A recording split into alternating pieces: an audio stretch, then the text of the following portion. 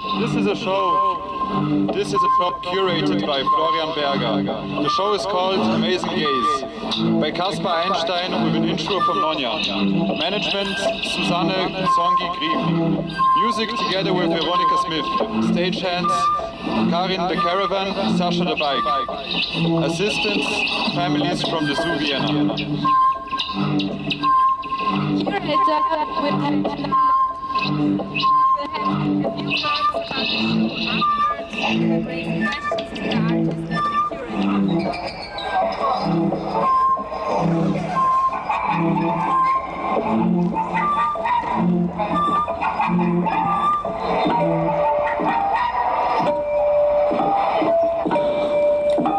Yes, thank you all for coming. I am very excited after a long and hard process to finally be able to show you the works we will see today.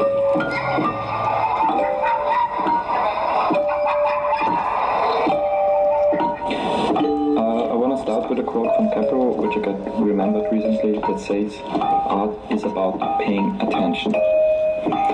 More than 1 year ago, I was walking with my client in Sachsenbrunn with drawing. I have to say, I'm not a fan of zoos, but as we walked to the coffee place inside of it, my eyes stayed on the walls, where I saw the wonderful paintings of the orangutan lady Nonja. I remember her very well from my childhood. It was a big fascination. It was very exciting for us kids when our parents brought us there, and we could watch the show when Nonja was live painting in front of a big crowd together with other screaming children, guided by our parents who taught us what she was probably thinking while she was doing the painting. So at the very moment I realized I want to curate a show with animals doing art, but the problem started at the beginning already, when I realized that Nonja is not alive anymore. She got a needle in 2018, so there are no new paintings possible. But the paintings in the coffee place, Coffee Nonja, was a good starting point though. So I started my preparations for stealing the paintings, bought myself an annual pass for the zoo, entered a few times, took photos, videos, sounds, checked the emergency exits, perfect escape route outside, and so on.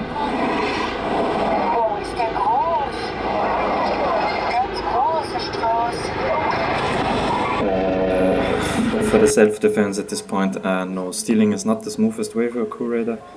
But the thing is, though I curated already a few shows, money didn't stay proper, and nowadays you still need a few tricks to reach your goals.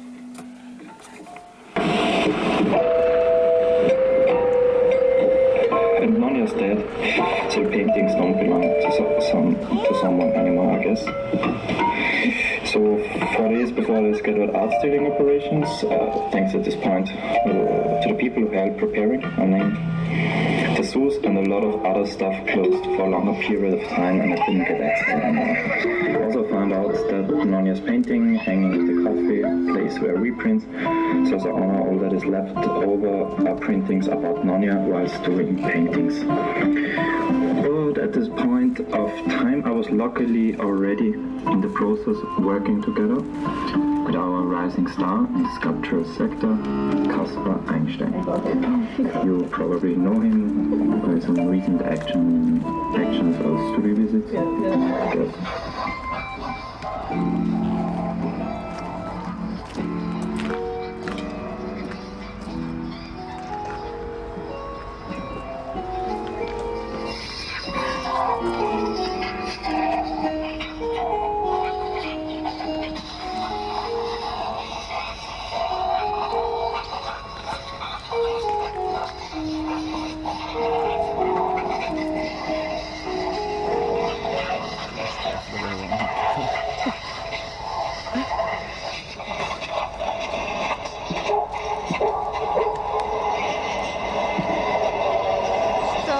So Kasper is a 5-year-old activist, freethinker, part of the body positive movement, artist, leftist, influencer, Australian Shepherd, Black Sheep.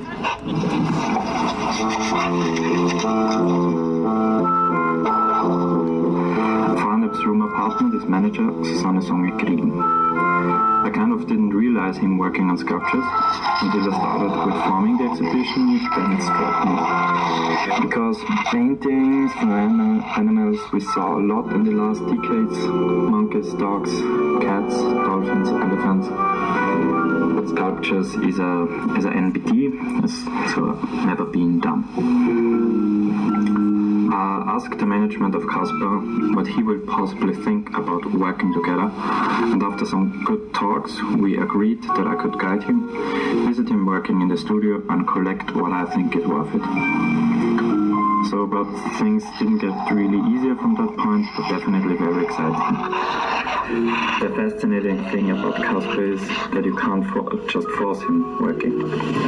One can also not really say that he has a fixed studio, but still he's very specific about when and where he will do sculptures.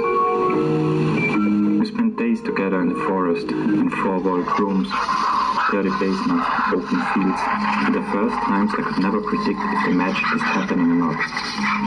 For example, in the forest he was really hyped sometimes to do stuff, but the other times not, because it was more about gaining information from his surroundings rather than actually expressing.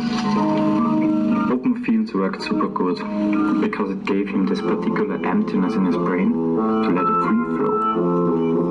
Studios were very different, because sometimes he got so bored that he just sculptured out of it, and the results were really nice, but when too many people were around, he couldn't focus anymore and spend his time more with exchanging and networking. So I had to develop a technique to encourage him for more works, and this is where I remembered how they do it with other animal artists and also with human animal artists. Treat them.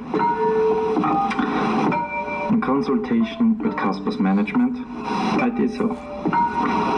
So the first series of tryouts was actually also his first paintings, which you see here.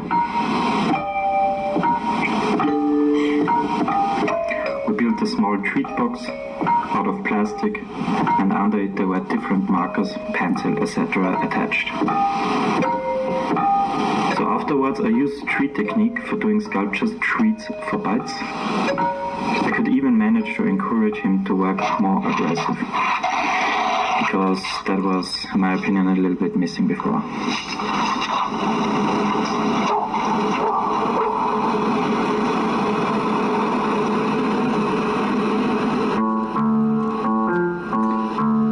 What you see here now and today is an exclusive insight of Kasper's at-the-day emotions and body conditions. What I, as a curator, love the most in his work is that Kasper and me got the chance to finally have a mark in a material that marks a timeline we share together. As our perception of time is usually a completely different one, the scars on the trunks is something we had together, and it's frozen on the spot. So I would like to thank you all again for coming and enjoy the works from Kasper Einstein. And the greatest thanks to you, Kasper. Thanks for your time, your dedication, your pause, your teeth, the thoughts you gave me, the times we shared, the moments we had.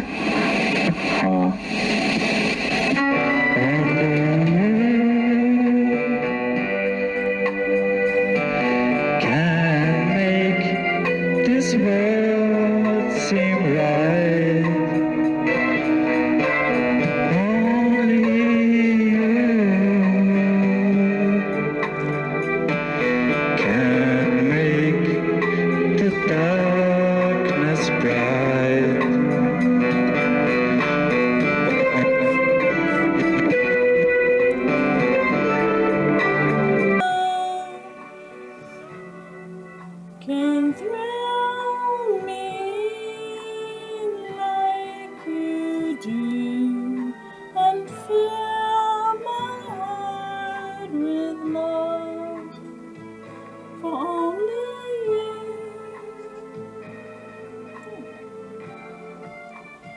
Only you can make this change in me.